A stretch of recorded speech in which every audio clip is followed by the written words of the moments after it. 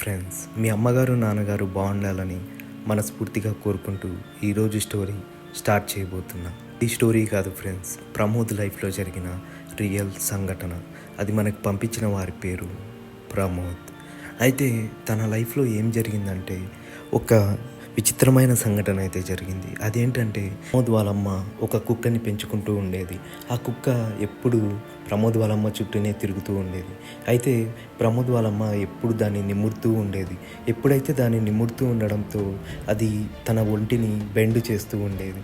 అలా ఎప్పుడు తన చుట్టూనే తిరుగుతూ ఉండేది. అయితే ఒకరోజు ఆ కుక్క ఏమైందంటే నైట్ దగ్గర 11 ఆ టైంలో గట్టిగా ఏడుస్తూ ఉంది.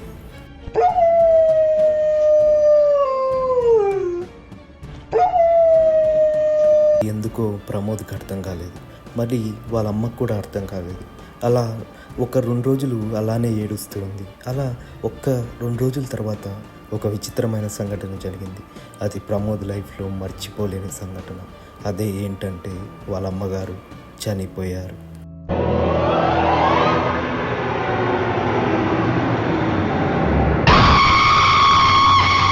వాళ్ళ అమ్మగారు చనిపోయారు. ప్రమోద్కి ఆ రోజు తర్వాత చాలా విచిత్రమైన సంఘటనలు జరిగేవి. అవి ప్రమోద్ మనకి ఇన్స్టాగ్రామ్లో చాలా క్లియర్గా చెప్పాడు.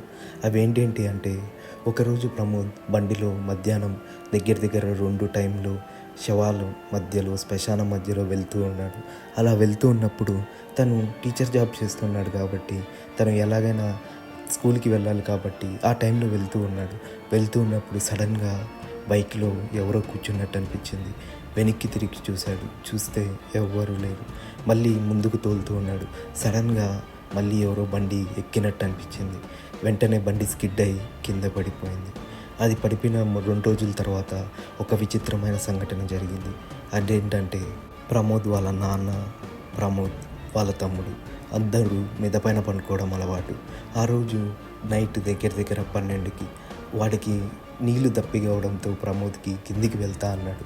అప్పుడు వాళ్ళ నాన్న, రే వద్దురా, ఇప్పుడు టైం దగ్గర 12 అవుతుంది, ఈ టైంలో నీళ్ళు అవసరం లేదు, కావాలంటే నేను ఇస్తానులే, నేను కిందికి వెళ్ళి తెస్తానులే అంటే వద్దులే అన్నాడు ప్రమోద్ వాళ్ళ నాన్నతో. సరే అని చెప్పి కిందికి వెళ్ళాడు. కిందికి వెళ్ళి నీళ్లు తాగాడు.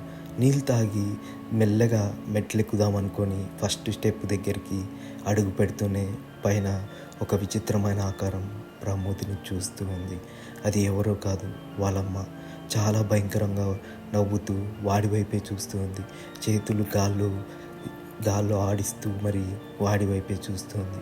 అలా చూస్తున్న ప్రమోద్కి ఒక్కసారిగా గుండాగినంత పని అయింది. వెంటనే లోపలికి వెళ్ళి డోర్ వేసుకొని ఆ రోజు నైట్ అంతా లోపలే ఇంట్లోనే నిద్రపోయాడు.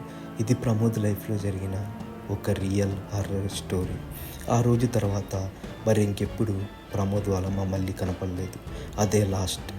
సో ఈ స్టోరీని మనకు పంపించిన వారి పేరు ప్రమోద్. మరిన్ని హారర్ స్టోరీస్ కోసం నా ఛానల్ని సబ్స్క్రైబ్ చేయండి.